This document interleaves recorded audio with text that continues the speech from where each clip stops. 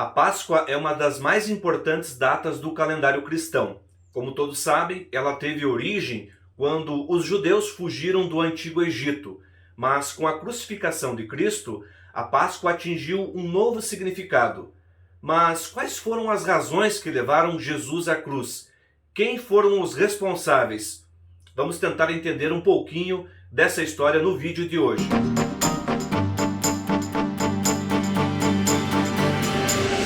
Olá, eu sou o professor Gerson. Se você gosta da abordagem deste canal, deixe seu like, se inscreva, ative as notificações e convide mais amigos para prestigiar o nosso trabalho. Para os cristãos, a morte e a ressurreição de Cristo é uma passagem especial, relembrada todos os anos durante a Páscoa.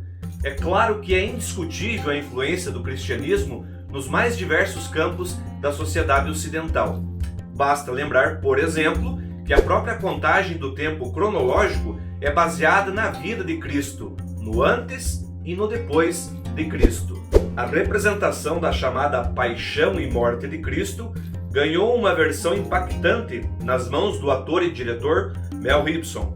O filme, lançado em 2004, continua impressionando pelas cenas violentas e pela leitura literal dos evangelhos.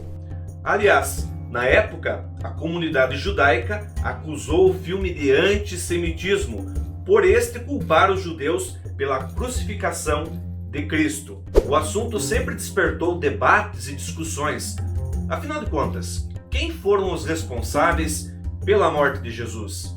Os romanos, os judeus ou ele próprio? Para os historiadores que pesquisam a vida de Jesus, o episódio prova a existência real do Messias, visto que a crucificação é citada em textos do historiador judeu Flávio Joséfo e do romano Cornélio Tácito. Joséfo cita, por exemplo, que Jesus foi condenado pelos homens mais influentes entre nós, ou seja, pela elite judaica. Como todos sabem, os evangelistas relatam que Jesus foi acusado de blasfêmia por se declarar Filho de Deus. Diante disso, as autoridades judaicas o enviaram aos romanos para que eles o julgassem e o sentenciassem à morte por crucificação. Cabe lembrar que na época a Palestina estava sob o domínio do grande Império Romano. O governador Pôncio Pilatos, ao receber Jesus, não vê nele culpa para condená-lo à morte. Oferece então um outro criminoso, Barrabás, para ser executado em seu lugar. Porém, a multidão não aceita e insiste na crucificação de Jesus.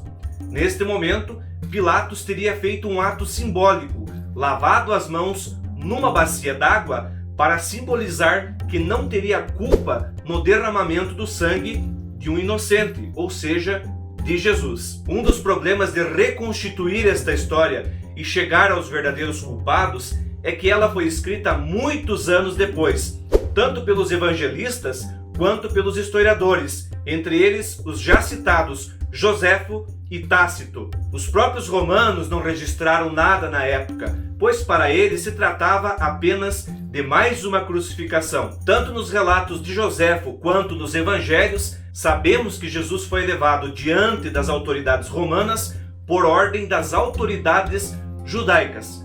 Mas a pergunta é, por quê? Vamos lembrar que Jesus estava em Jerusalém por conta da Páscoa judaica. Um episódio ocorrido dias antes da crucificação pode ter sido determinante. Em uma visita ao Templo de Jerusalém, Jesus expulsou vários comerciantes instalados dentro do templo e também nos arredores. Jesus teria dito: não façam isso na casa do meu pai. A atitude de Jesus mexeu com os interesses comerciais e financeiros da elite judaica. Na prática, o Templo de Jerusalém era o banco central da Judéia e chegava a empregar milhares de pessoas. Jesus mexeu nesse vespeiro justamente na época da Páscoa, quando a cidade e o templo chegavam a receber 200 mil visitantes de toda a Judéia. Digamos que sua mensagem de sociedade igualitária, baseada na ajuda mútua e distribuição de bens, não casavam com as transações comerciais do Templo de Jerusalém. A elite judaica de olho nos negócios, viu em Jesus um perigo. Era preciso eliminá-lo, mas havia um problema. A pena de morte era um direito exclusivo dos romanos. Por isso, Jesus foi entregue a eles. Os romanos tinham um jeito bem característico para manter os seus domínios. Como era impossível ter legiões para conter as revoltas em todos os cantos do império, eles governavam em parceria com as elites locais. No caso da Judéia, tanto os sacerdotes quanto Herodes poderiam cobrar impostos para si, desde que repassassem a devida parte a César, o imperador romano. Sendo assim, era preciso resolver os problemas locais sem entrar em atrito com as elites locais. Vamos recordar que Jesus dizia que era maior do que Moisés e se anunciava como o rei dos judeus. Era um discurso extremamente explosivo, numa região que já não suportava mais a presença do Império Romano. A questão não poderia ser vista apenas no sentido religioso, mas sim no sentido político. A execução de Jesus, neste sentido, se torna necessária para manter o equilíbrio político da região. De acordo com a Bíblia, Pôncio Pilatos deixa na mão do povo para escolher quem deveria ser crucificado, Barrabás ou Jesus, sendo que o povo acaba escolhendo Jesus para ser crucificado. É bem provável que este episódio não tenha ocorrido, não, pelo menos, desta forma descrita na Bíblia, até porque em nenhum outro momento vemos os romanos pedindo a opinião do povo, ainda mais para um povo que sequer era romano. Mas não podemos descartar um quarto suspeito pela morte de Jesus: o próprio Jesus. A possibilidade de que ele acabasse morto após o episódio do templo era grande. A pergunta que fica é a seguinte: Jesus esperava sobreviver às autoridades judaicas ou romanas, ou realmente tinha o intuito de se tornar um mártir? É evidente que Jesus sabia que suas atitudes eram perigosas, mas não significa que ele planejou ou quis isso.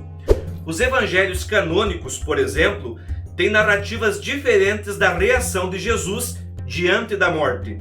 Em Marcos, Jesus é um Messias indeciso que afirma: Pai, afasta de mim esse cálice. Em João, ele acalma seus discípulos e aguarda a prisão com uma serenidade mais divina do que humana. Diante dessas especulações, qual é a sua opinião sobre o assunto? Registre aqui nos comentários e, se quiser, sugira novos temas para os próximos vídeos. Um grande abraço e até a próxima. Tchau!